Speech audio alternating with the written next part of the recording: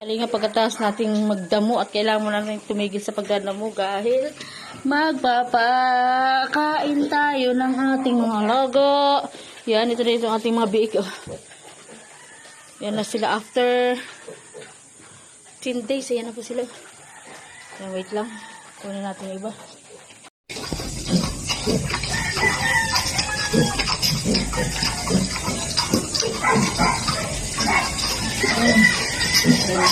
Kailangan natin sila ilipat habang kumakain kurason kasi kinakain nila yun. Isa-isa lang pagkain kurason. Hindi pwede silang kumain ng pagkain ng mama nila yun.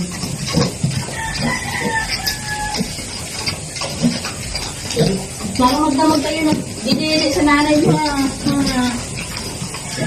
Matanto kayo Wait lang, ganun naman kayo sabihin.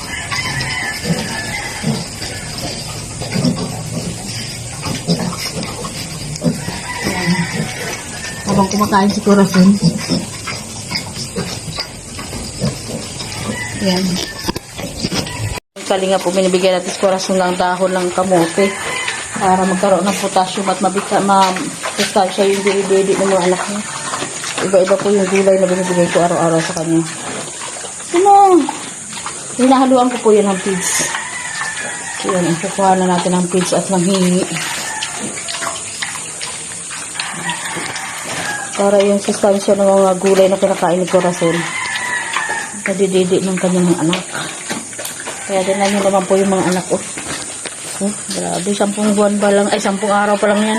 Bastos ka, dyan ka pa. Ayun, nagngab-ngab na.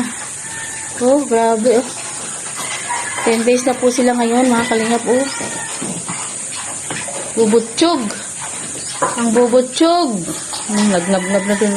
Naroon na sila mag-ungad-ungad ng ganyan, kaya mayaman sila mamaano yung mga bibig nila dyan sa lupa. Meron silang feeds dito. Hinahagisan ko na sila ng yung booster pellets. Ayan nakain-kain nila konti-unti yan. Pero mas gusto nila doon naggangab-ngab sa butas. Grabe ang lalaki ng mga bit natin. Weird.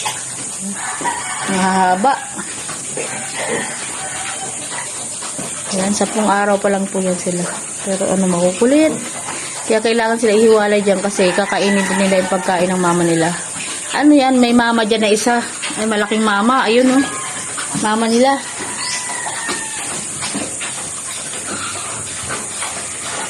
Nakukulit yan. Iba, may nag-aaway. Ito. Bibigyan natin sila ng feeds, ng pellets. Natin sila ng shower.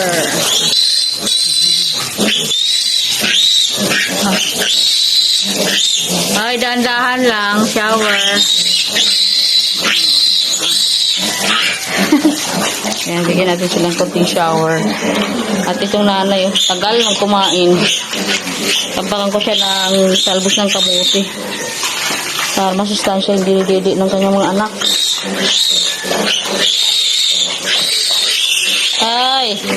Hi! Kahapon po ay pagkain niya maghapon ay papaya. Nilaga ko siya ng papaya.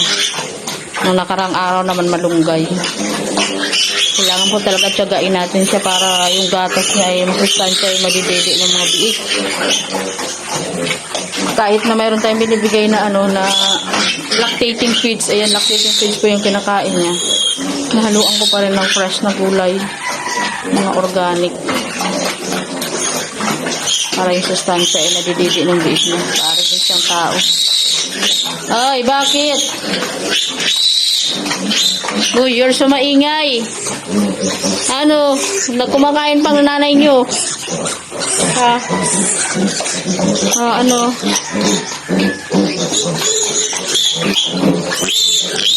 Later na ang dede, later.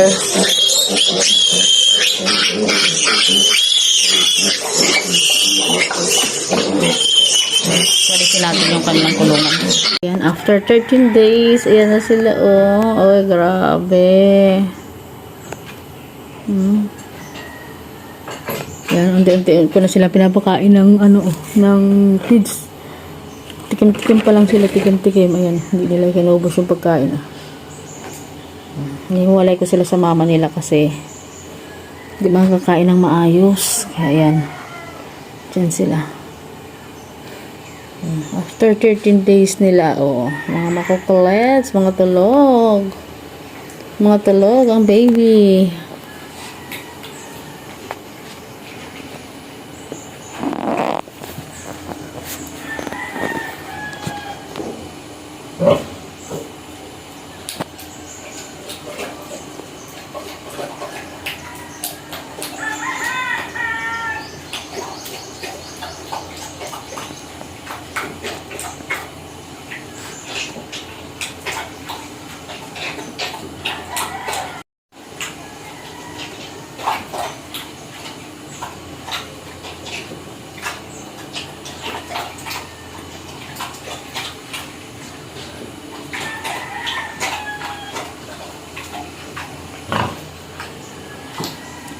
Ito yung butchog, oh. Ito yung pinakabutchog, oh. Ayan.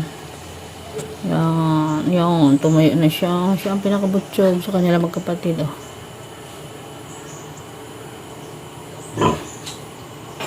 Naman si Corazon.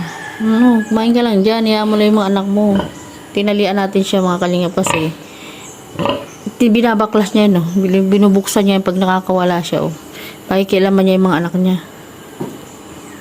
Diyan siya. Diyan lang siya. Ikot-ikot. Ayan, nagdumi ka na naman.